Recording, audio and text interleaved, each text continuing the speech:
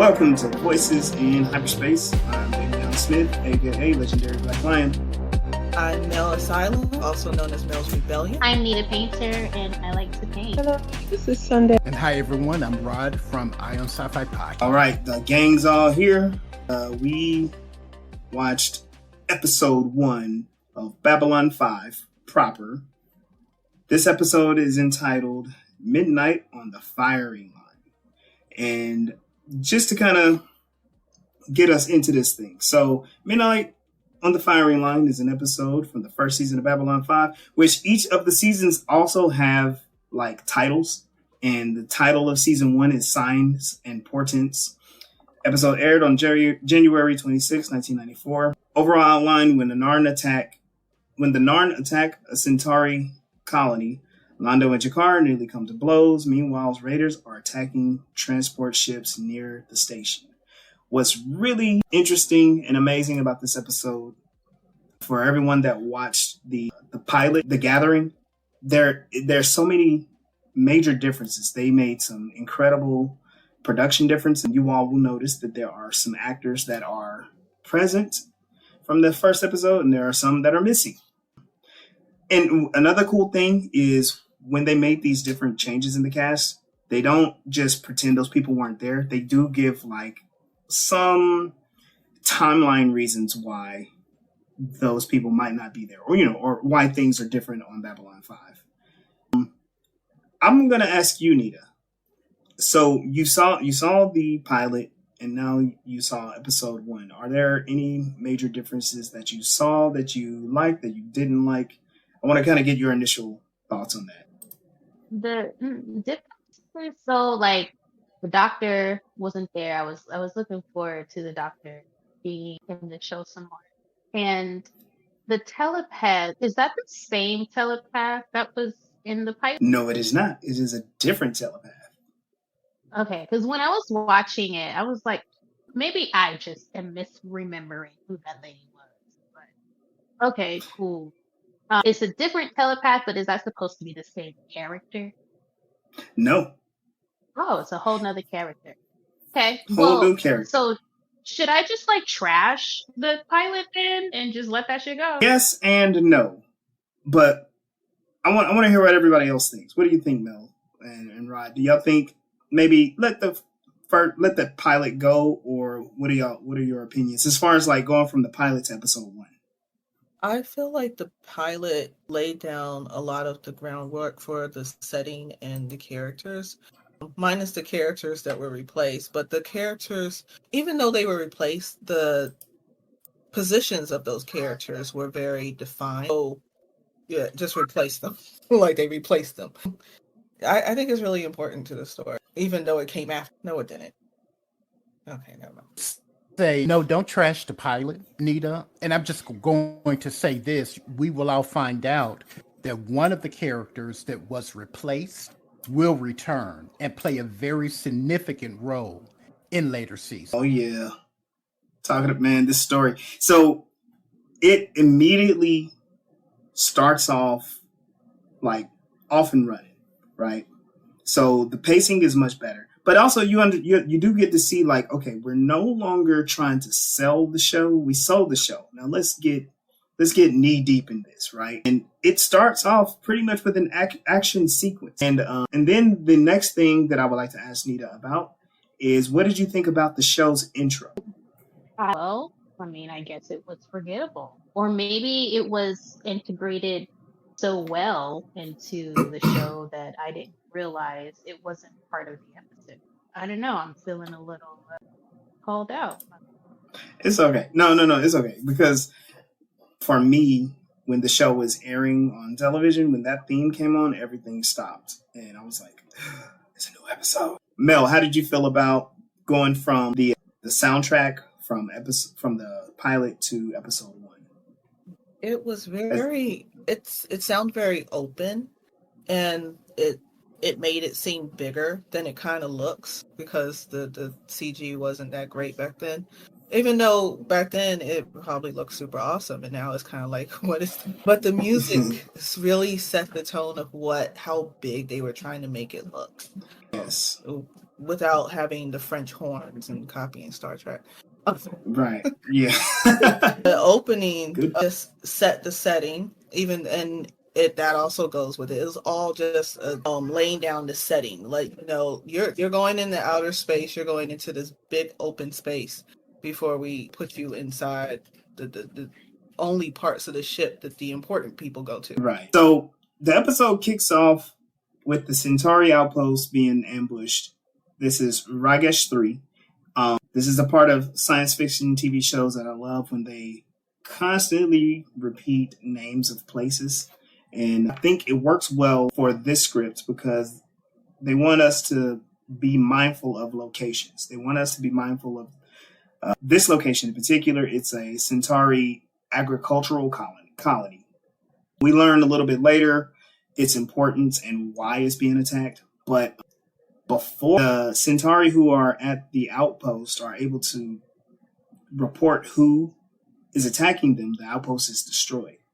Then we go into the opening theme, which does give the sense like this is going to be an epic political sci-fi show.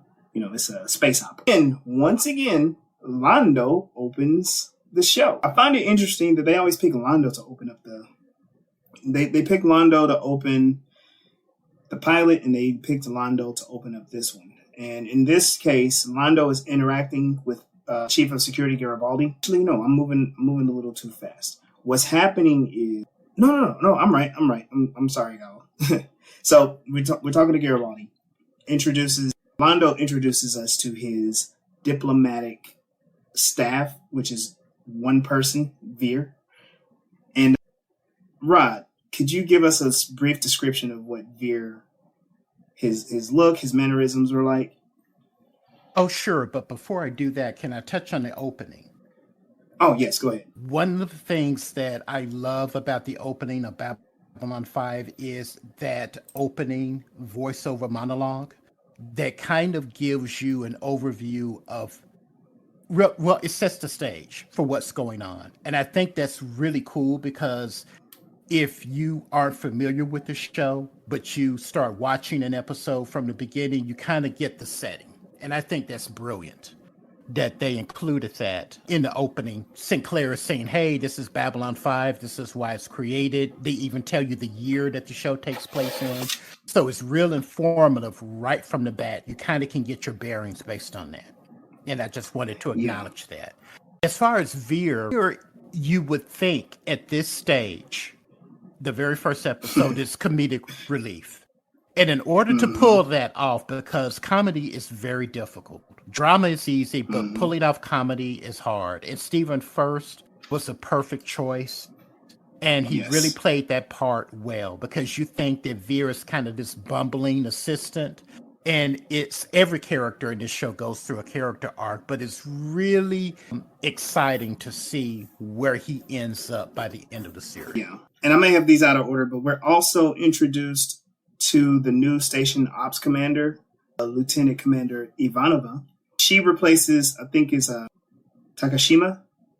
I think I have their name correct or wrong. One thing that we said in the last episode was we didn't like that actress. She came across very mechanical, robotic, not comfortable with the role, but very quickly, Ivanova kind of commands your attention.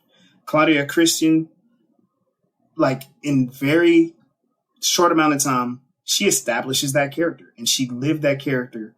And it's amazing because, this is episode 1.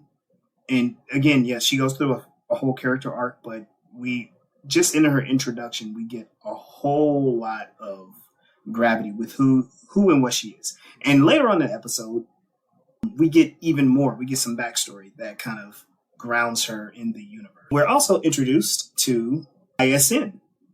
This is where we see reports of an election that is happening on Earth. If you haven't guessed yet, this show is going to be heavily influenced by politics. There are a lot of politics going on in the foreground and in the background. Earth politics always hanging on in the background, but they will have direct effects on Babylon 5. But also the struggle for Commander Sinclair to be diplomatic on the station as well. There's going to be a lot of very frustrating situations that have to be addressed diplomatically, or in a, maybe manipulating rules in a certain way. Around that time, I was trying to figure out who he was saying that they had battle with before, and that they are honorable fighters. Can somebody remind me who that was? Yes. What happens, Londo is reporting to the commander, like, hey, we're under attack. We got to figure out who this is. What's funny, Londo immediately suspects the Narn. He's like, Jakar, do you have any, information on this? And he's like, oh, not me. I don't know. And so later, Ivanova and Sinclair, they're having a discussion. They talk about the Centauri. They talk about the Narn. And they talk about the Minbari. This is where you get a little bit of the backstory of the Earth Minbari War. He only mentions, like, yeah, I fought in the war. They are honorable fighters. And if you'll learn some of the characteristics will be more revealed of the Minbari. The Minbari, there's one Minbari present on the station at this moment. That is Ambassador Delin. Delin looked different in the pilot than she does in episode 1. Can you give us a brief description of that, Mel? Wow, I don't think I noticed it that much. They used the same actress. Yeah, I noticed it was the same actress. But let's see. That's her in there. So, wait a minute. Facial recognition is not my suit. No, it's okay. No problem. What about you, Rod? Can you give us a brief, kind of like a comparison between the pilot and episode 1? I'm going to mute because my dogs are playing with the toys. Not really. I think the only differences that I noticed is that they made the actual episode of the show versus the pilot, they made her makeup more softer in some ways. Yes. And because it's really angular and harsh in the pilot. And they softened the makeup. And I'm sure there was some reasons behind that when they started to produce the actual television series. Yes. So you got a picture? Yeah, she looks more androgynous in the first one. Yes. And their species is pretty androgynous anyway. Like when you get to see the rest of them, they just all look like people. Yeah, and they pulled the headpiece back. It's and it's something interesting, and I think Star Trek keeps learning and forgetting this lesson. Hold on, sorry. Sorry about that, guys. Star Trek keeps learning and forgetting this lesson in how to apply makeup or, develop characters who are aliens, but still allow the actor or actress to come through under the makeup. For instance, between Discovery and Strange New Worlds, the Klingons in Discovery were heavily makeup and lots of paint, and they looked like they had these bulbous heads, and they were supposed to look monstrous. But in Strange New Worlds, they toned it back, and you could see the actor or actress that was in the Klingon makeup, but the makeup looks so like fleshy and like real. The ridges look like just bone ridges, and they didn't look like they were stuck on. And so, I mentioned that because Babylon 5, remember this is in what, 1994 for the series. For the series. They had to deal with solving some problems. Jakar in the first episode did look like he was wearing a helmet, and now he looks more like a person.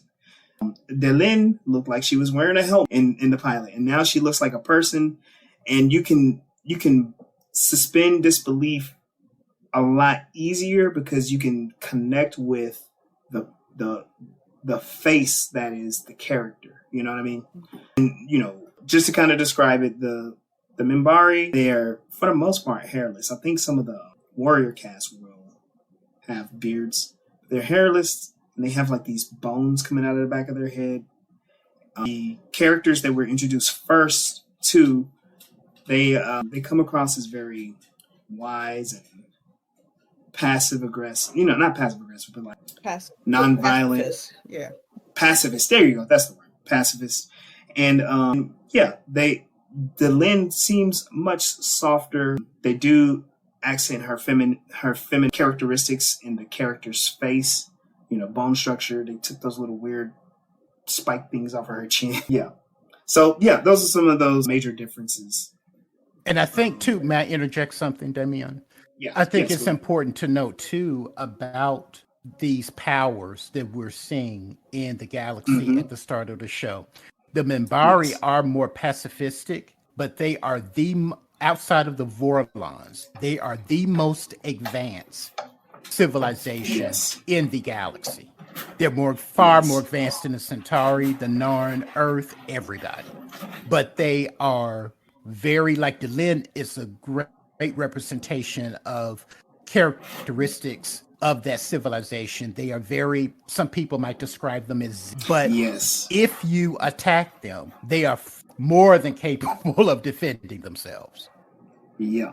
There is an encounter later in the series that really proves this point out. So now we're Londo and Veer, they get a message and they find out the attacks were committed by the Narn. They found this out by looking at a surveillance video that was transmitted to them shortly after the attack. And what does Londo? He immediately goes to Jakar. And Jakar is sitting there with the drink. No, he's like, what's up? Oh, he has a plate of food. I'm going to have to make a comment about this. You remember how people used to make fun of Brad Pitt for always having food in all of his scenes? I think Andreas 11, yeah, definitely. Yeah, every scene he's literally eating. But for an actor, that's his thing. Andreas does the exact same throughout this whole series. He does his best acting while he's stuffing his face. And it's hilarious to me. But Londo, sorry, I'm going to cut this whole part out, but it's cool. Londo confronts Jakar. And he's like, you will pay for this. And what happens next is a little bit more, this is the first episode. We're doing more exposition. These two species have a deep history. Could one of you kind of give us a brief background on the Narn and the Centauri interaction, like their past? Like a Babylon veteran? The Centauri were the conquerors. They actually introduced themselves to humans as like the rulers of the galaxy and stuff, like very pompous. And the Narn were conquered by them, and they are very defensive about it. They're very determined to get their power back, like to stand up as people and not be seen as conquered. Yeah, so I agree with Mel too. I always thought of the Centauri like the Roman Empire. They're very nationalistic, very hedonistic, and as Mel pointed out, they conquered much of the galaxy. But that was hundreds of years ago. And the Narn were people that they conquered and literally stripped, as Jakar talks about in this season premiere. They actually stripped Narn. And that's kind of the modus operandi of the Centauri. But because of their own decadence, their empire, they called it a republic, but it's really an empire, like Rome, fell into decline. And that's where we meet them at the beginning of this series. And I was thinking about that dynamic. It reminds me, I know you said Rome. It makes me think of France. Also with like the type of dress and the visuals, they kind of look like they're trying to look like Napoleon. Right? And as far as the republic, they call it a republic, but it's really an empire. And it made me think, okay, Centauri are France, the Narn are Jamaica. And they, the Jamaicans, they had their rebellion and earned their independence. This is very much what the Narn did. And so, interestingly enough, especially in this episode, the Narn are looked at as villains for wanting to fight and maintain their independence and freedom. But we'll get to that. We'll get to that in a little bit. Yeah, because even Delenn was like, you can't, that was 100 years ago. Why would you try to get it back now? And I'm like, really? Yeah, like time mitigates the injustice. Uh-huh. Where have we heard that before? I was Right. noticing that too and it was annoying me that I don't know the guy's name with the mostly balding head and all that crazy hair. He was saying how there will be a war if my family member is injured, as if he did not Yeah. have the same care and compassion for the other 499,000 citizens of his peoples. Exactly. Right. And again, it reveals kind of like some of the nuance of the politics, like the corruption and the nepotism that is acceptable or that permeates the Centauri public. Okay, so in this interaction, Jakar acknowledges, like, yeah, you know what, we I just found out, yeah, we did do it. And they have their back and forth. Meanwhile, on the command deck, Lieutenant Commander Ivanova, they she receives distress, and at first they suspect that this is in connection with the attack on Ragash 4, but they realize, like, okay, the transponder is not Centauri, it's an Earth ship. So her and Garibaldi, they're on like their mystery. They're trying to figure out like who is sending this distress signal. Garibaldi says like, oh, there have been some raids in this sector lately. This could be another one of those raids. So he gets a fighter, and him and some of the other fighters, they go out to go look. I find it pretty interesting that the chief of security can just be like, hey, let's get some stuff and let's leave the station. But that's what they did. They just hopped into some fighters and left. Meanwhile, once again, Talia Winters, this is the telepath. She enters the command deck as well, and she's trying to check in with Commander Ivanov. She's again turned down. Again, Claudia Christian, amazing actress. I'm interested. What impression did you get of her? That mute button is really hard to find. Yeah. It's like Sorry. huge and in the center of the screen, but for whatever reason, I'm not very much noticing a lot of these other characters. Like you had mentioned earlier that it was interesting for Londo to both the pilot and this episode. I really like Londo. He's the only name I remember. So I've been paying more attention to his story than like the actor. You know what though? There is a reason, and the reason is because he comes across as like a larger than life character. One He is moment, I'm gonna very make sure. big. Like one moment. Sorry, I saw my battery was low, and I wanted to make sure I'm plugged in. Yeah. So Peter Jurassic brought that character. He brought Londo, like very similar to Claudia Christian, and I think that's why this episode got me so like just like involved with the show, is because everybody brings their A game to this. So, well, let me ask you the same question, Mel. Like, what is your, at this point, the way that Talia is interacting with Ivanova? Like, what is your impression of Ivanova? Well, like the actress that she replaced, the character is robotic, but it's well, not robotic, but strong. I think the other actress was trying to be strong, but came off robotic, metal strong. I don't know why I make that association. But when you find out why she's being like passive, it makes sense for her to just be like, I can't handle these emotions right now. Let me bury myself into my work. And I think she did a good job. I really felt it. I also kind of feel like what's his name? Garibaldi was like, yeah, she's not very social anyway. And then the way that she's about her work, the way that she's very logical about her work, she does kind of seem like an I gotta throw this in there, autistic representation, a really good one though, because Mm. she's a professional. She does her job. She's not limited. She's just different, and I love that about her. And the way that she's on stereo, that I think I saw something years ago that this reminded me of how they mentioned she's always mentioning that she's Russian. Yeah. Yeah. Oh, yeah. They had to repeat that like 3 or 4 times in this episode. And you also notice she does affect a very slight speech pattern that could be something like a relic of Russians from in the future. That goes away. It goes away later in the season, in the episode, in the show. So we are now looking at Londo is apologizing to Commander Sinclair, for the dust up that he had with Jakar.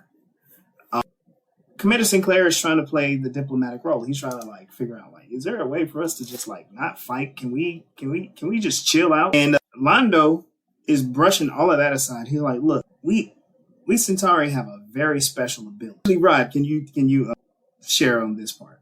The special ability that Londo reveals about himself. You know what? I can't remember what he was referring to. Refresh my memory. Yeah, there was a whole lot. No, I can. Yeah, do the it. dream. I know. Oh, okay. Go ahead, Sunday. Yeah, he was he was explaining that they can predict their death. They can see it in their dreams.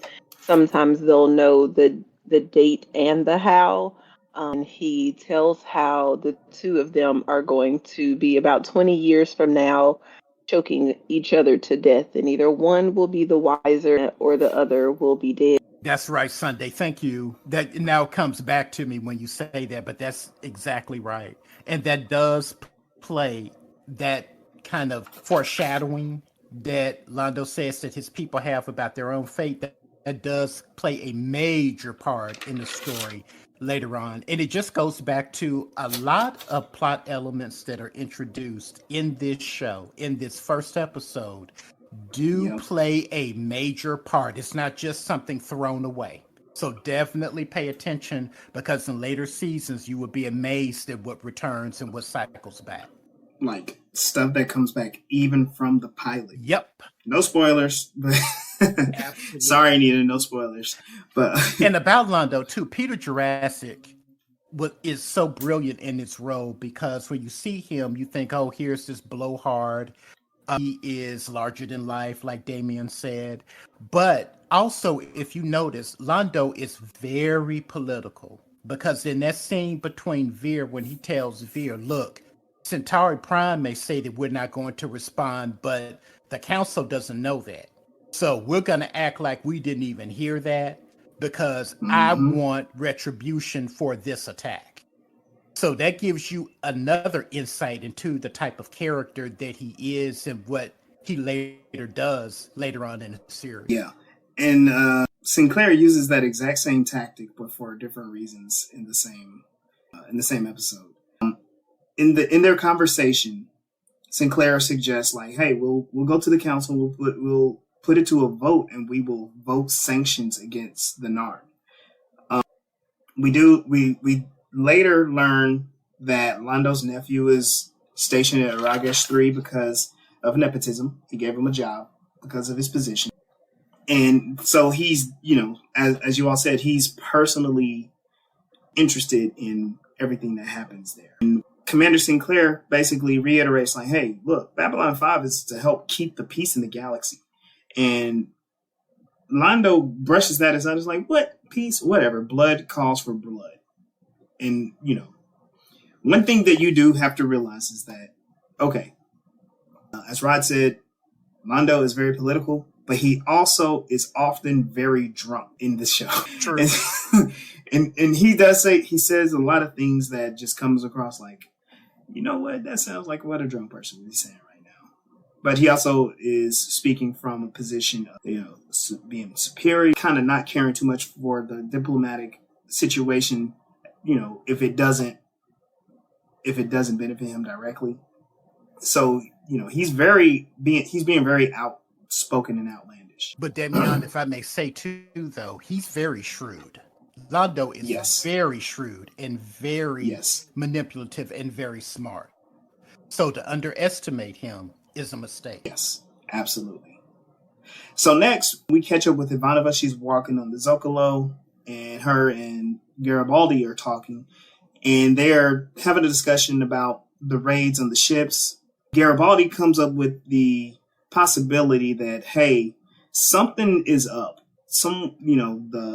For the supply ship, the routes are kept secret because, for this very reason, that somebody would try to raid them. So it has to be an inside job. And so he's off to try to solve the next level of this mystery to figure out, like, okay, who's raiding these ships. Talia appears, trying to speak with Ivanova. Ivanova exits the scene immediately. She really does not like her. And Claire goes to consult with Ambassador Kosh. And this is, again, if you all remember Ambassador Kosh, he's the Vorlon. He wears the encounter suit. He stays in the alien sector. You have to put on like a special mask so you can breathe down there.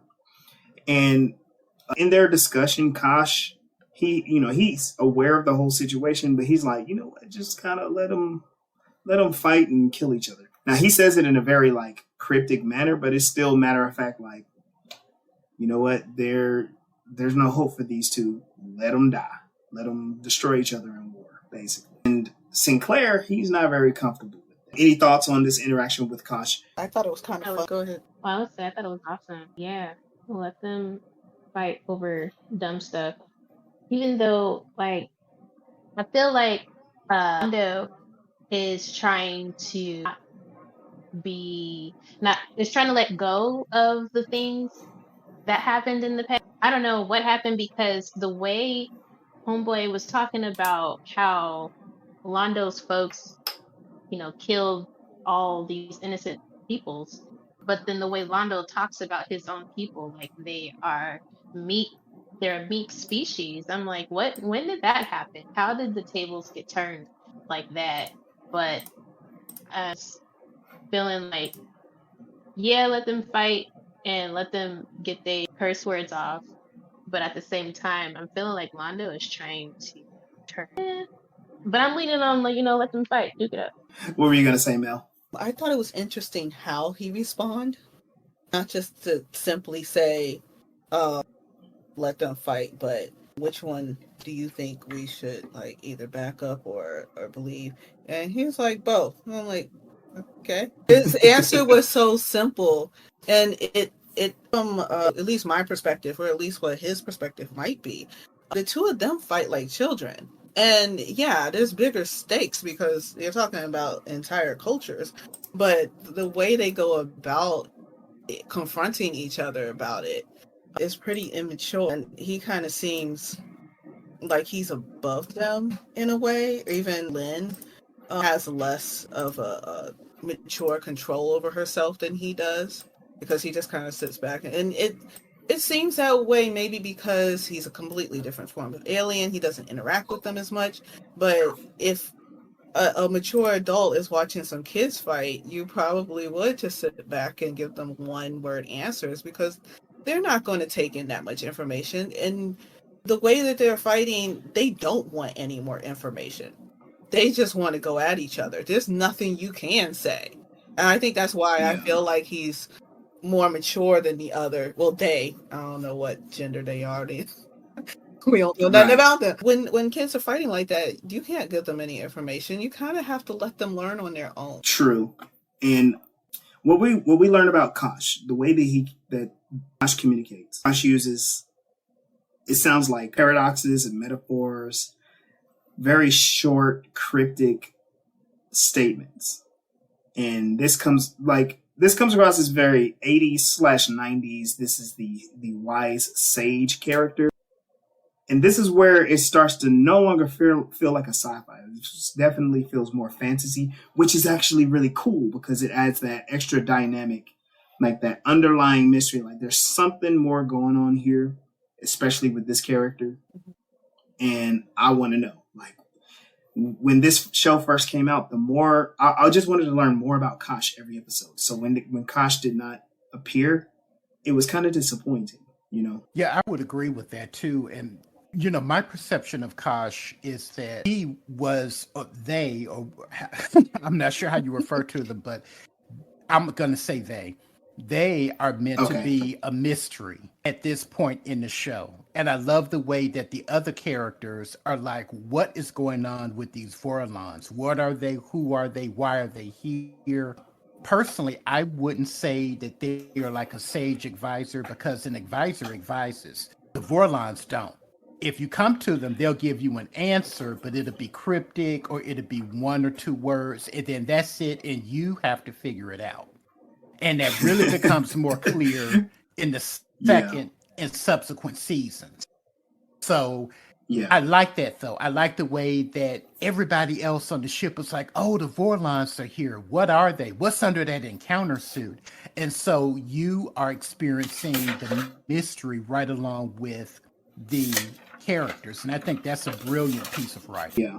And since we're kind of like getting our impression of certain characters, what is everyone's impression of Jakar the Narn? Out into space, like go release him through an air. Nita's about that life. He's a I jerk. can't hear. He was a jerk in the pilot too. And so the pilot, like what happened in the pilot is not like doesn't come before what happens in season 1, right? So, It does. I mean, like it's not like yesterday. Oh yeah, correct. So it's like a year or so before. He has a record of being a jerk, and then he's super manipulative, and I mean I think the writers really want us to dislike that character, and they're doing a very good job of it. Just like, why are you making a deal with this dude?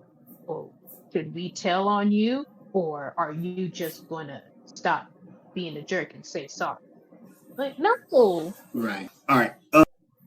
Moving on to the next thing. So we see Londo. He's drunk. He's notified of an emergency session by the council. So what's going on is they're going to vote to sanction Narn, right? The Council of Non-Aligned Worlds, there's a lot of other aliens. You see their faces, but you don't really hear much about them at that moment. But it's a lot of other species that are at play. Go ahead, Ron. Oh, no, I didn't have any comment. Oh, okay. All right. I apologize. So, and this is where Londo finds out that the Centauri Republic is not going to do anything. They're like, this place is too far. It's not important. By the time we get there, everybody's going to be dead. And he starts, he's drunk and in a rage. He's throwing bottles and stuff around. But he tells Vera, he's like, look, when we go in here for this emergency council thing, don't tell them what the Centauri Republic is going to do. We want them to act. We want them to protect Ragash 3 to sanction Narn. What happened? So it's hitting. It's going back. Scenes are changing really quickly. Talia and Garibaldi are in the elevator now. Talia is asking Garibaldi, like, hey, how do I approach Lieutenant Commander Ivana? She's very difficult to read. He's like, yeah, she's typically like that. However, and this is one reason I didn't like Garibaldi in this episode. He straight up rats Ivanova out. He goes, hey, after her shift, she hangs out at the casino. You can catch her there. He just gives her up. And I tell you something else too that's very 90s about that scene in the elevator is that he also hits on Talia in a way that is inappropriate, and that wouldn't fly now if the show was made today. When he made that comment about, you can come back to my place and I can show you my favorite thing or my second favorite. And I'm thinking, nope. Right. Nope, that wouldn't fly today. And it shouldn't have flown back then. But I'm just saying, that's the 90s. You can tell that cultural difference. Oh, yeah. And she walks off with a smirk, too. I think that was legit. Like, the actress was like, that's kind of funny the way he delivered that. But it's like, okay, something's up with this guy, right? It's obvious he's the hard-nosed detective hitting on the new lady in the telepath. Right. And then you also kind of get a sense like, okay, there may be something there, right? But who knows? May I reveal a bit of trivia? The actor Jerry Dorr, who plays Garibaldi, and the telepath Andrea Thompson, Talia Winters, they actually were married in real life during the course of that show. Really? Yes. They got married and they also got divorced before the show ended. But yeah, so that kind of Yeah. flirtation that you kind of see there, yeah, there was Oh, something to that. But yeah, that's yeah. an actual fact. They were both married in real life. I also found it kind of weird that with 25,000 people on the station, why does she have to check in physically with her? Like, shouldn't, and then it be in the future, you have computers and stuff. Even back in the 90s, couldn't she have just turned in her paperwork? Like, That's a good point. I thought it That's was weird that like I have to track her down and see her in person. And then her being so professional, why did she not just get it over with? I mean, I know she obviously was in the middle of something when she went up to the bridge, for lack of whatever it is. I'm gonna call where she works at the bridge. Yeah.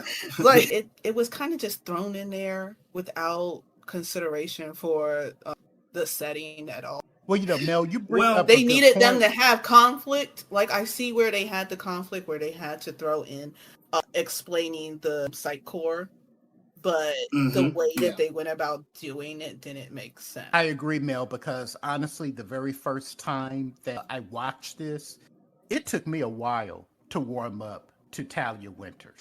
It really did. Because I kept thinking, okay, you are required to check in with the commander. You did. What is this? Oh, but I want her to really like me. I didn't. I thought, okay, you fulfilled your professional obligation. Keep it. And they clearly had like there was easy, clear, I mean, better ways that they could have done it. Like obviously she could have been involved. They could have met each other during each other's jobs where there could have been tension between the two of them while they're simply doing their jobs where they in a way that they intersect. Not I got to check in with you. Like she taking roll today. Teacher need to know I came into class and didn't skip. So what you all are pointing out is probably one of the seeds that were planted in season one that didn't quite catch. And all I can say is that there are some more cast changes throughout the series, but they do tie this one up. And you just have to watch the series maybe 2 or 3 times to be like, oh, I get why this part was done like this.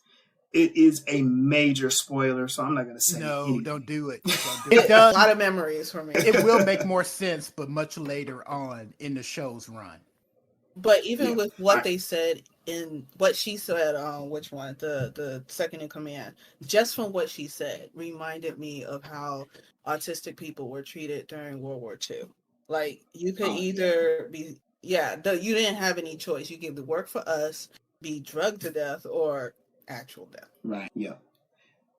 Moving along, so Car meets Sinclair in hydroponics, which this is another production choice in the pilot that's a little different. Now, the hydroponics they attempted to show a lot more as if we're indoors and these are fields, kind of like in Interstellar when they were on that ship or a station where they were playing baseball and you could see the curvature inside.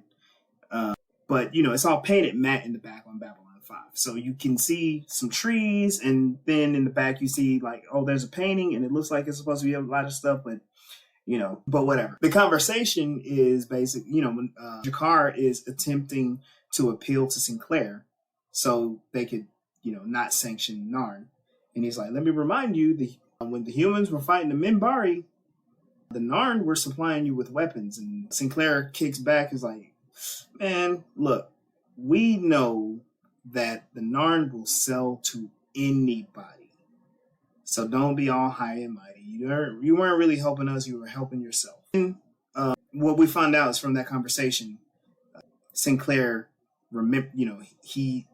it gives him a clue on what to look for that helps Garibaldi investigate. Garibaldi figures out that the raiders are attacking the transport ships and that their data chips were being mined. Like someone had hacked in, figured out where everybody was going, and was attacking them. And this is a very 90s thing that, like, the detective had figured out the mystery, but there's one more ship and it's going to be under attack as soon as it comes out of hyperspace. So we need to quickly go and help. We found out who it is and we got to go right now. So Garibaldi grabs some fighters, and they go to find this. They go to find the last transport. Oh, there was one more little detail. The supply ship is registered as a supply ship, but it was being used to transport refugees. So we have the stakes turned up a lot more. Not only are we trying to save a ship, but it's a ship full of people. Sinclair goes to report this back to Earth Central Command, and they basically tell him like, "Hey, I know y'all about to vote on sanctioning Narn, but if y'all do, it can hurt the president's chances of re-election because you might drag us into another war. Go ahead and delay that vote until after the election is done." Does this situation sound familiar to anyone that remembers some political history? No?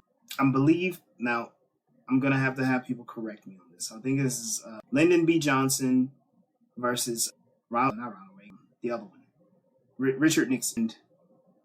There's a hostage situation. I think it's the Iran hostage situation.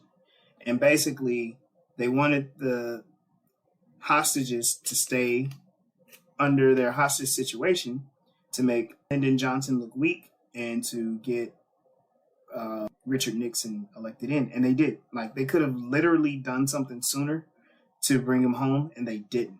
They did it for political reasons. So that I like that touch. But also, again, the humans are doing what the Centauri are doing.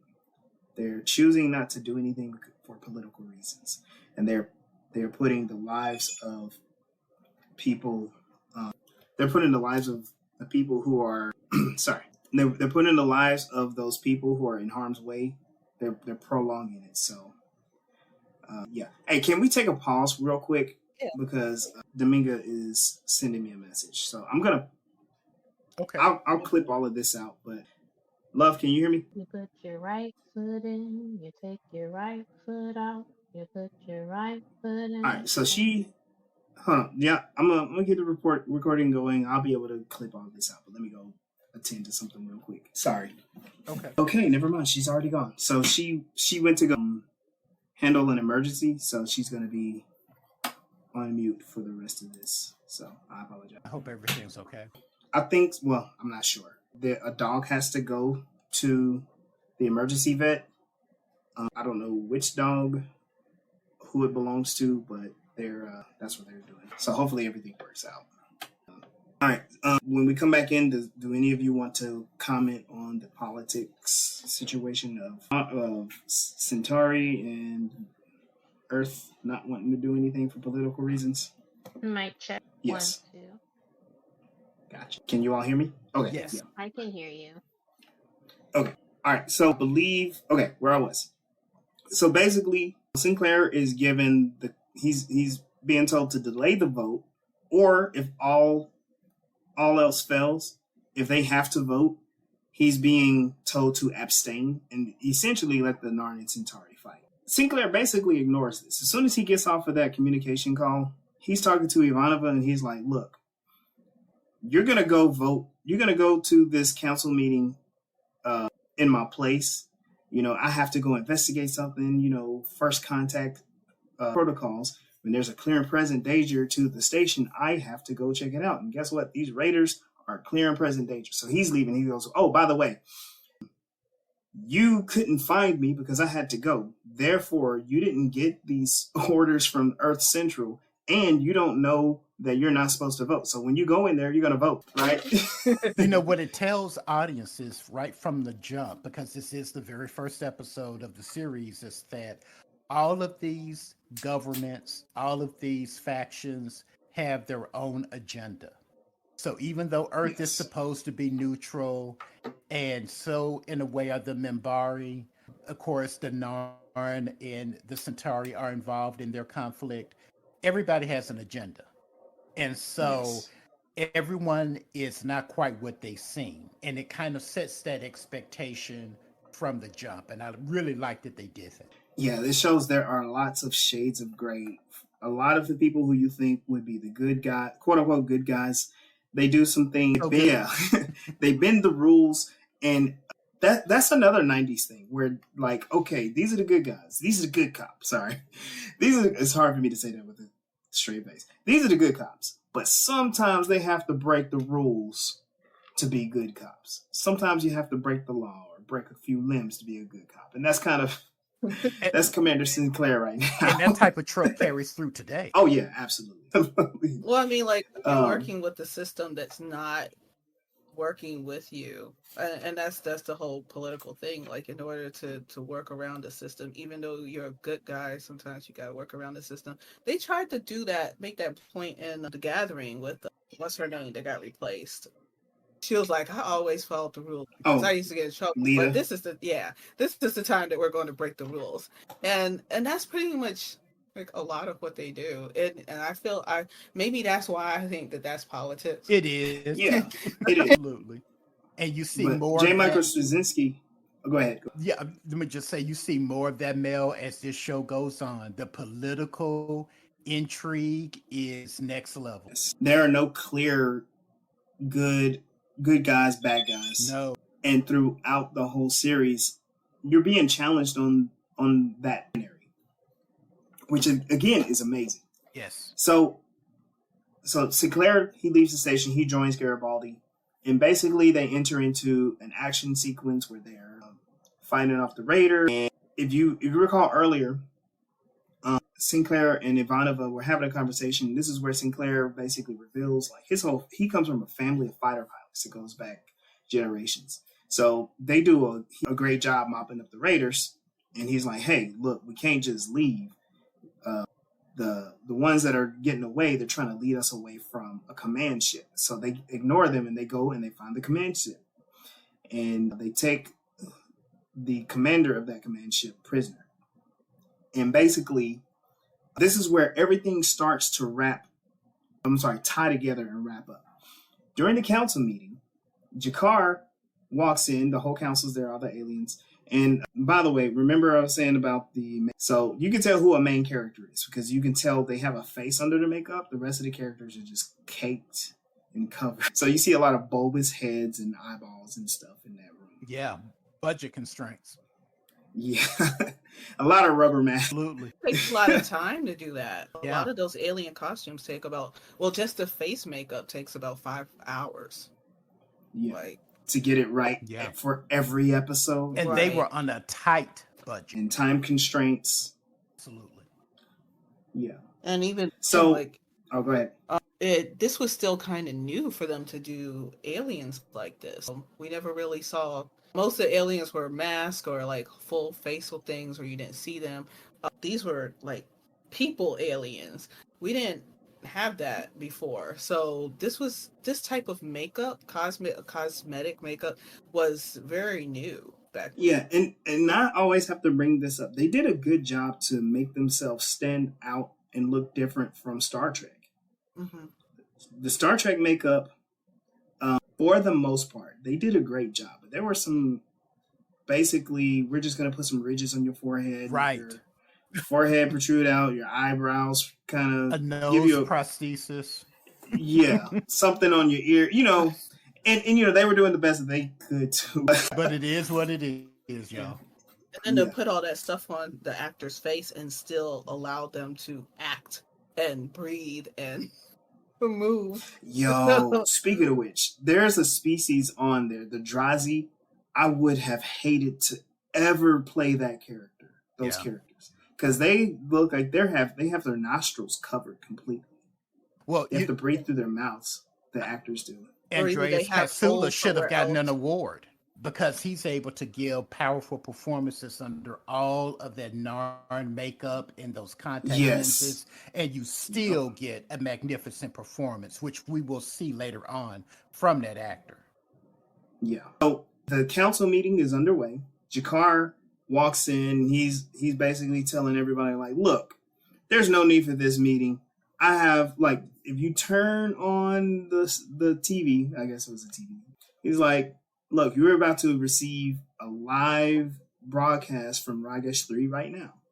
And what they get right now, like, to my 2023 brain, I'm like, wow, this looks like it's straight after the Iraq War, but, came out of the 90s. It is a Centauri. It is Ando's nephew, who is clearly under duress, reading a statement saying that, hey, we asked for help from Centauri Prime. They abandoned us. Therefore, we have aligned ourselves with the Narn. So everything's cool. No need to send anyone after us or sanction the Narn, basically. And it looks like one of those hostage videos. If any of you remember looking at those, Absolutely. That's what it was meant to evoke, that type of imagery. yes, like the prisoner of war videos, the hostage videos. Man, they put so many different layers in this episode, and then so after presenting that, Jakar also reveals like, hey, the Centauri government's not going to do anything because they don't think that there's any problem. So I think we should vote to dismiss all charges. And all right, this I think is the funniest part of the whole episode. Y'all forgive me because for my humor. He goes, "Does anyone second it?" And there's this weird looking alien in the front row. He kind of does this like, I'll second. Like he just raises his hand, kind of like in a very just. I don't know why it was funny to me, but it was just kind of like, sure, yeah, I'll do it. You know. Like, I don't want to be here. If you give me this option to get out, I will take it. Hello. Let me out of here. Yeah, I was just a little bit triggered by that situation, being in board meetings and people just voting for the sake of leaving the meeting instead of for the sake of the mission. So Yes. that really annoyed me. Corporate America. You will be very annoyed with the alliance. I'm sorry, the Council of Non-Aligned Worlds, because that's their role. They are there to make all the bad decisions, basically. Lando returns to his quarters. He's furious, and he's pulling out these little pieces from hidden points in his room, and it's clear what he's doing. He had somehow smuggled on pieces of a weapon, and he's putting it together. Now, this weapon looks very different from the weapon that we saw in the pilot. What Lando is putting together is a very small, compact weapon called a PPG. It is not a human, like, it's not like a person-sized a cannon like they had in the pilot.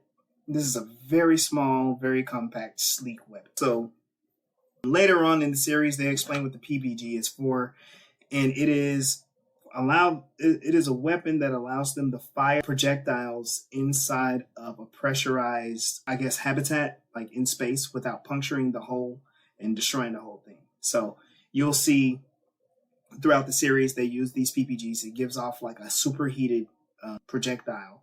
It'll burn flesh. It'll kill people, but it won't go through the hole. And he's planning to just straight up go and murder Jakar. He he leaves his quarter, he's drunk.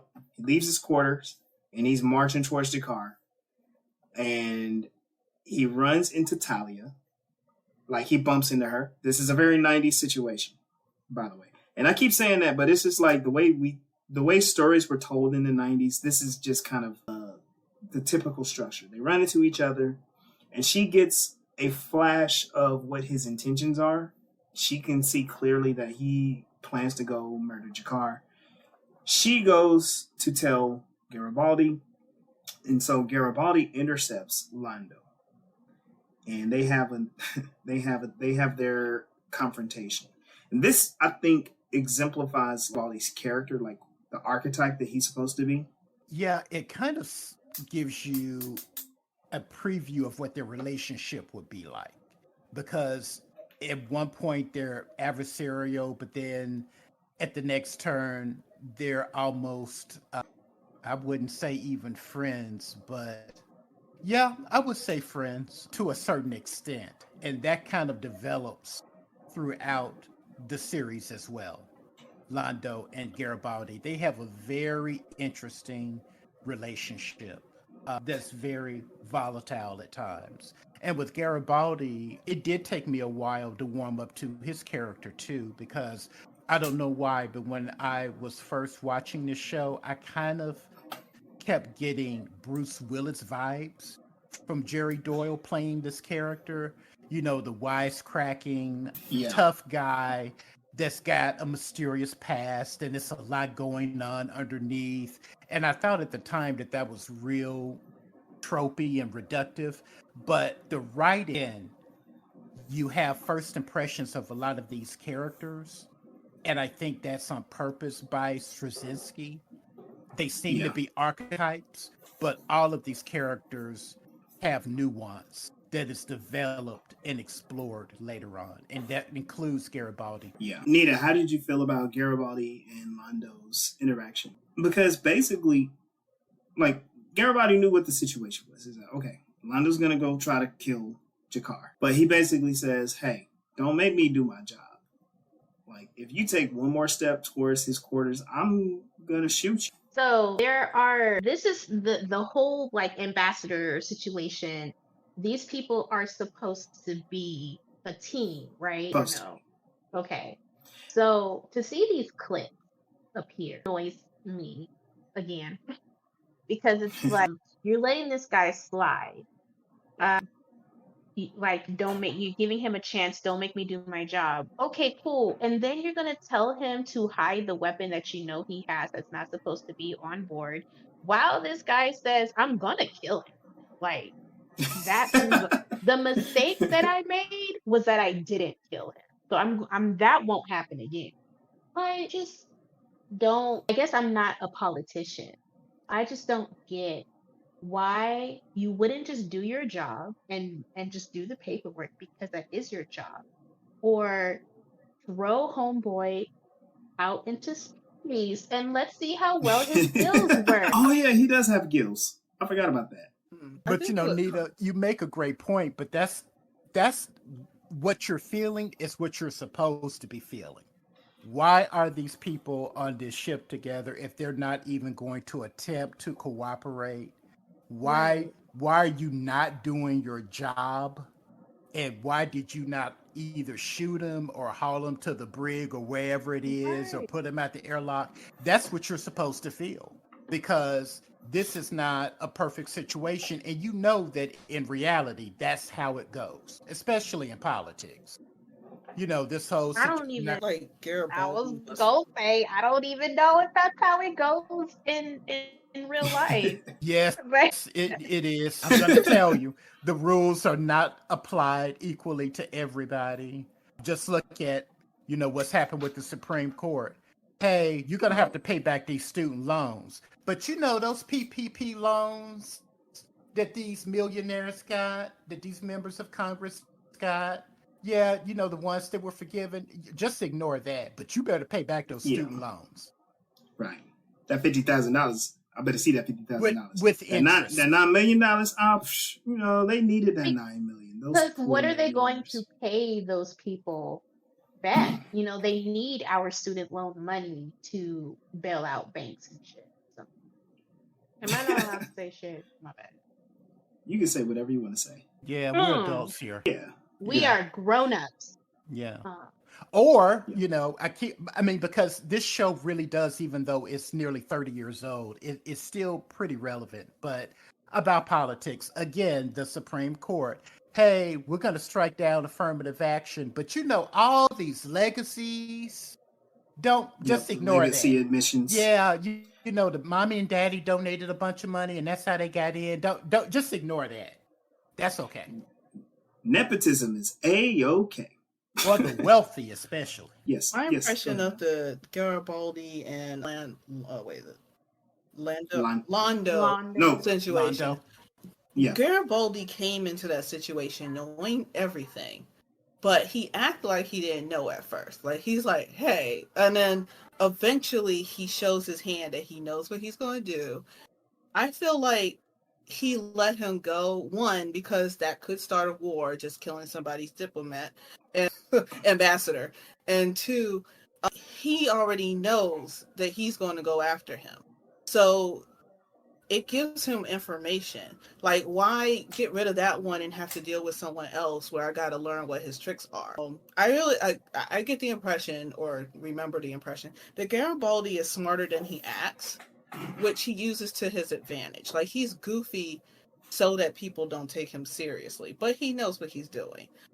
Oh, maybe this is my perspective from like my job, because sometimes I'll see I agree kids now. doing things. That's Kids very do perceptive. things. The kids do things that they're not supposed to be doing, and instead of stopping them, I'm like, let me see what they're about to do. so that I know how they, because like they might be doing something that, and my kids are super young, they're 3 and 4. There might be something that they're doing that there are steps before they get to that. And if I learn those steps before they get to that, then I can figure out how they get into that bigger thing that they're doing that they're not supposed to do. How did little person get crackers? I need to watch to see him get the chair to go climb up to get the crackers. I feel like that's what Garibaldi's doing. He's not just stopping them as soon as and keeping them in their seats. He's watching to see what their behaviors are, because they are smarter than a 3-year-old, and the stakes are larger. Like a kid eats crackers and he ain't hungry for lunch. Okay, It's great having a parent's insight, because I honestly had never thought about that. But that's absolutely right. I agree about your assessment of Garibaldi. He is a lot smarter than how he appears. But he realizes, hey, I'm chief of security of this entire station. And so information is really what he trades in order to keep on top of things. because he did that in the movie. He showed that he had information and that he was gathering how well he gathered information to put things together. So that's my impression of why he doesn't just take people out. Right. He kind of Batmaned his way through this episode too. He was the one that did all the detective work, and he solved this. He kept the murder from happening by using threat of violence. But it is interesting because all of those different lines of plot converge here. The Narns they attack Ragash-3. Centauri's not going to do anything. Humans aren't going to do anything. The Narn are manipulating things in such a way to where they can just take the colony. They prevented a potential murder. And the whole situation is on the edge that if one of those things moves in just such a way, they could erupt into war. And yeah, one diplomat murdering another would justify either side trying to escalate. And it's very interesting because, Garibaldi basically knew what he was standing between. He knew where he was. He's like, we're not going to do this. But that also kind of points out the trust that Sinclair, being the commander of the station, has in his staff. They know what they're trying to do. They're trying to do the right thing, but also they're trying to be all about peace and making the good decisions regardless of what their home governments want them to do. So what happens is Carr is then called into the council chambers. Sinclair comes out and basically he lays the whole thing down. He's like, look, we figured it out. We went and we saved this supply ship from being raided. And guess what we found? And they throw out another Narn. It's the Narn that was on the command ship. And they explained it all. He goes, you know what? From our conversation, we realized the Narn would sell to anyone. You sold weapons to the raiders, and you have people show how to use the weapons and make sure that they don't sell to a third party. So here he is. You all were responsible. It is connected to Ragash-3. And then this is where Sinclair shows like his abilities too. He basically says, look, we can reveal all of this to the public and we'll sanction you. And everyone will be justified in hating you. Or y'all can retreat from Ragash-3 and leave that colony. What they do in the next scene is hilarious to me. They basically they fast forward to problem solved. It's Garibaldi and Sinclair walking through the station and like talking about like, oh yeah, we solved the problem. The Narn backed off. The Centauri are happy. Earth Central is happy. Everybody's happy. No war is gonna happen. It's kind of like they don't show you the process and the steps because they told you how it was gonna go. While this is happening, ISN is on the news. EarthGov has elected their incumbent president, Luis Santiago. You're going to hear that name later in the series too. And this is when Talia finally catches up with Susan Ivan. She goes to the casino and she ambushes her there. One little note that I want to throw out there is it's hilarious because Garibaldi is sitting there and he is stuffing his face. He is chowing down. I think they use food pretty good in this series. The conversation that Talia and Ivanova have, this is what Mel was commenting on. She explains, the second in command explains to the Psych Corps woman that she was trying to avoid her because of what the Psych Corps represented, and that she came there representing the Psych Corps. When you are found out to be a psychic, you can either join the Psych Corps, be imprisoned, or be drugged so that to keep your powers from working. What the woman from the Psych Corps, she was born into it and raised into it. Like she believes in everything that the Psych Corps is doing, and kind of is when she tells her what happened to her mother, that the drugs made her basically lose her life. Like the lights in her, as she says, the lights in her eyes eventually went away as they kept drugging her. Eventually, she takes her own life. She doesn't see, she sees them all as prisoners. Like you don't have a choice. You either work for them, you either go to prison, or you get drugged till you're no longer yourself. And what's her name? The woman representing the Psych Corps. She doesn't, Talia. Talia, she doesn't see herself as a prisoner. I'm like, well, obviously. And obviously that's her perspective. That was kind of really powerful that she saw it as, Talia sees it as this good thing. And Ivanovich, is that her name? Ivanova. Okay. She's like, you guys are evil. Yeah. It was the way the story was delivered too. It reveals her tragic backstory. Susan Ivanova comes across as being stoic, but really she's just hurt. And she has kind of a pessimistic view on things. And she doesn't trust people very easily. And she definitely does not like telepaths. I thought that was a masterful performance. And this is just episode 1. They did an amazing job. Yeah, they laid it on pretty thick with that story, but it does reveal a lot about that character, that it reveals a storyline that's going to carry throughout the whole series. I believe it was wonderfully written and performed, and it still had a lot of power even after watching it all these years later. And I really liked the fact that Talia, at the end of the conversation, she says, well, I hope something to the effect of, I hope we get off on a better foot or something like that. And Ivanova says, I don't think that's going to happen, as she walks off.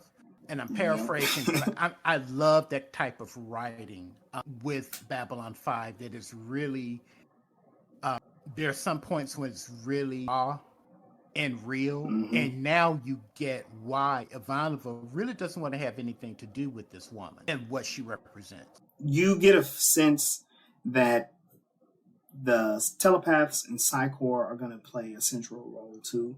I mean, they have their own little icon badge. They wear the gloves. They have a very particular look that, I mean, they made some very specific choices to make the character stand out and look a little intimidating, but they also are alienated.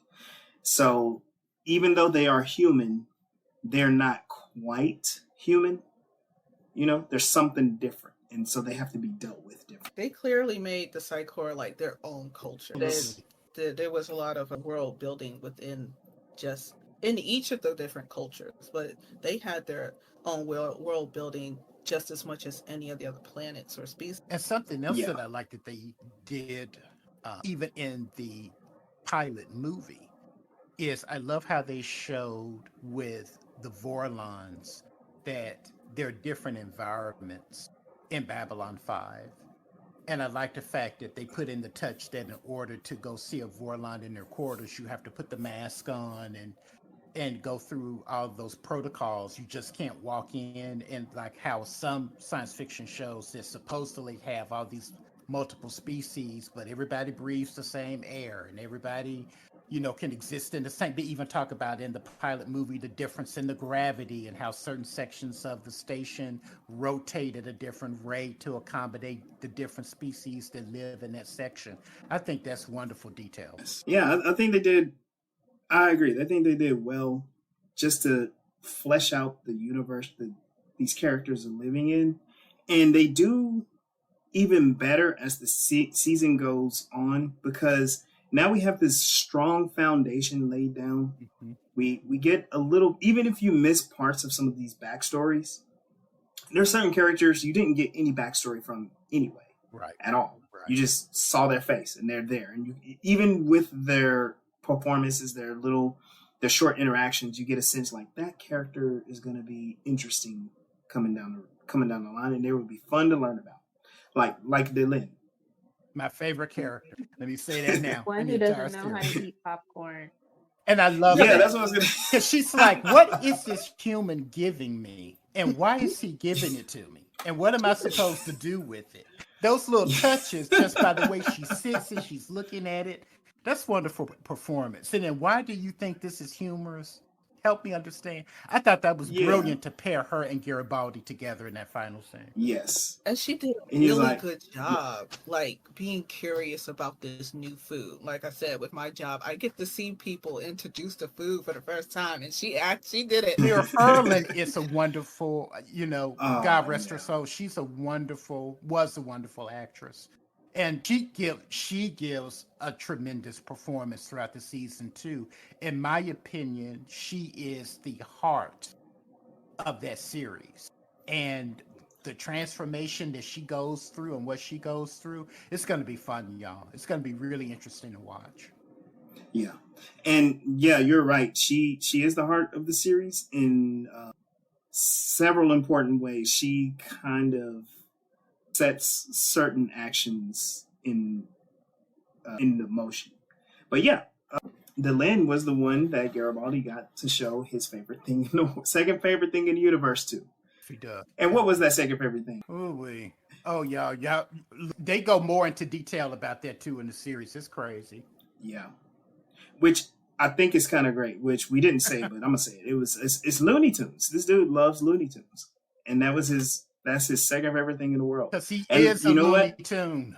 Yeah, which is clever because it was Warner that helped produce Babylon Yes. 5. That was kind of like a And tongue in cheek. yeah, and so they got access to the Warner archives, and they're like, "Hey, let's put some Looney Tunes in here."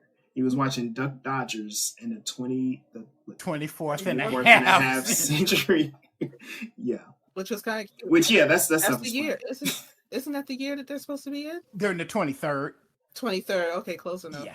I was like, this is what people a long time ago used to. It reminds me of Voyager with Oh yeah, Tom and them. where they were doing the cereals in the holodeck. Yeah, that's right. I was like, I'm going to be fascinated by what the history thought we would be doing now. Well, it's I wonder how interesting that worked. to see how people like in the 1940s and 50s thought life would be like now. Mhm. Like we would be like the Jetsons and all of that. And it's like, no, not quite. No, not at all. But that's what Well, they thought. Even with this show, the I was thrown off by the computers, and I'm like, I know that it's like the 1990s, and that's what that's what computers kind of look like back then. So like a couple Yes. hundred years in the future, like, and I'm thinking like they could have thought this a little bit. Like it would have been maybe not so easy, but maybe easy. I guess maybe because of their budget. But you could have animated something that looked like the computer screen was not so pixelated. So Well, They did the best no. that they could at the time. they Seriously, could. I they mean, did. technically, animation existed, but to put the animation on the screen, they could have put a VCR on the screen. I mean, like it was an actual screen behind it. But I'm thinking like maybe I'm just thinking 30 years ahead when it comes to set design, but because those things fascinate me. No, I think they were right. They're predicting that runaway capitalism stifles innovation, and so we don't get like holographic displays. Well, the humans don't. Right. Not for a long time. Right. And if you remember in the series, in Babylon 5, Earth still runs on a capitalist economy. It sure does. Yeah. And all the countries are still separate. Humanities. Kind of, sort of, but not really. I mean, There is they are Earth Gov. they're the There are United still- Earth, but yeah, there are factions that are kind of separated. They're not as united as United Earth in Star Trek. Oh no, think, not like by far. the way my dad described it was like the countries are more like how we have states. Yeah, it's like that. That's a good analogy. Yeah. Kind of went into this with the mindset that these biologicals are more evolved as far as interactions are concerned, but it really just seems like they are the same as we are, just 200 years into our future with spaceships. Bingo. But there's no Yes. like thought, evolution of thought at all. No. Bingo. They're very much entrenched in conspiracy, deception, And corruption, all of that. nationalism, Yeah. fascism, yeah, all of that still exists. And that was And Yeah. by Earth design. and That Earth was is by going through all design. that. Earth is going through all that and having to deal with other planets at the same time. Yes, ma'am. Yes, ma'am. But hey, at least they got that faster than light travel thing figured out. And I think didn't the Centauri give them? Whoops, I'm sorry. Never mind. No, That's a sport. I think no, that was in this episode, I believe. Oh, They was it? Okay. they well, if Well, not, The yeah, the Centauri did Centauri what? shared they shared jump gate Just technology with delete the that, y'all. That's humans. a spoiler, I think. Oh, No, oh, they didn't say. I heard the word jump. Oh, okay. jump.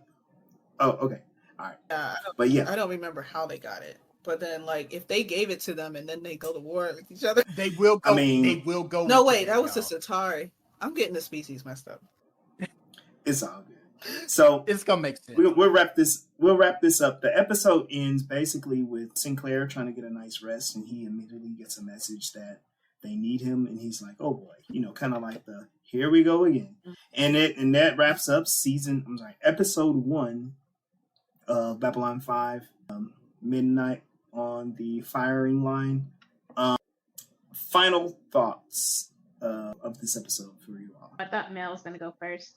I'm thinking. I was thinking about like the telepath issue, and in my mind, it's like, do you have an issue with telepaths, or do you have issues with how people respond to telepaths? And I'm very interested in seeing how Londo, I guess, like encourages other people to, for lack of better words, forget the past and move forward. And so, It was so long ago. Just get over it. And okay. get And over it without any type of reparative justice. Just yeah, we get out at evil and screwed up, and never mind. Never mind. That sounds Whoopsie. so familiar. Yeah, that sounds so familiar. Yeah, Yeah. I didn't mean it that way. I had. Oh, sorry. No, Nita, we weren't saying that you did.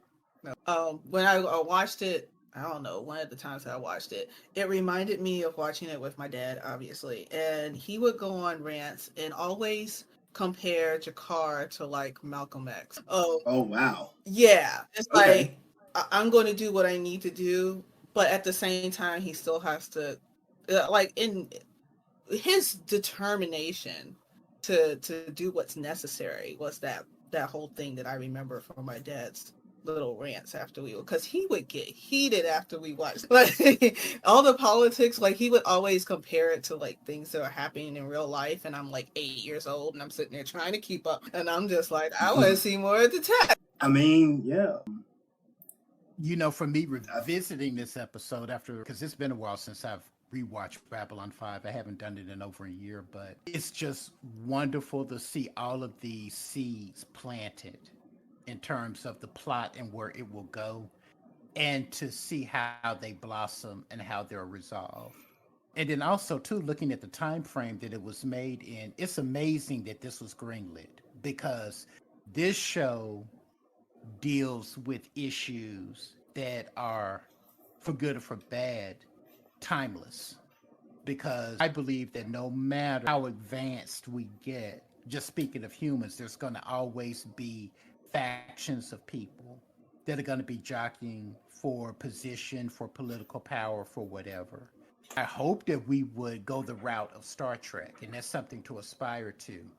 But Babylon 5, I hate to say it, but it's probably more probable in how things will react, because all these people are crammed into the space station, and as we discussed, everybody has an agenda. Everybody's trying to maneuver, and this is just the political part. They haven't even touched on the capitalism, because capitalism, as Damien stated, is very alive and well. And it's not just Earth that is Yeah. capitalistic. Because look at the Narns, they will sell to anybody. The Yep. Centauri, they're very, yeah, I would say they're very capitalistic as well. The only ones I think that are not, that are the most ideal species is the Minbari, but they have a Yeah. past. So They have a yeah. they have a big They have a past. It's complicated. So yeah, I really think that this show is extraordinary, and you can see that from this very first episode. I think like the comparison to Star Trek is like Star Trek had basically destroyed Earth, almost destroyed themselves before they got it. Right. World War III and the genetic And if they wars hadn't met and the stuff. Vulcans, we probably would have destroyed And it was ourselves. World War III that sparked that whole let's do something. One person was like, one crazy person decided, let me do something better than what we got here because we can't get any worse. And with Babylon 5, it's like they're taking the long way. Yeah. We're gonna drag this out. We're not just gonna come up to an epiphany because we met somebody. It's like we gotta actually build that foundation of getting to know each other and work out the kinks. Yeah. So we will be exploring all of that and much more as we continue to go through the series. Thank you all for joining us. I guess signing off, I am working on a couple of projects. Of course, we got this podcast going, but I'm also working on another podcast that may drop before these episodes drop. Me and my brother were doing a podcast called Legendary Blurred Core, getting all the blurds together to talk about everything nerdy, comic books, pro wrestling, MMA, whatever makes your nerd heart flutter, we talk about it. What you got going on, Mel? I am captain of the Starship Rebellion. I go live on Saturdays at 4 Eastern Standard Time on TikTok. And we talk about all things creative. Whatever you do that is art or creativity, we're going to showcase it. Have fun. I'm also an author. I have a young adult series called Theory of Rebellion. You can find it on Amazon. And yeah.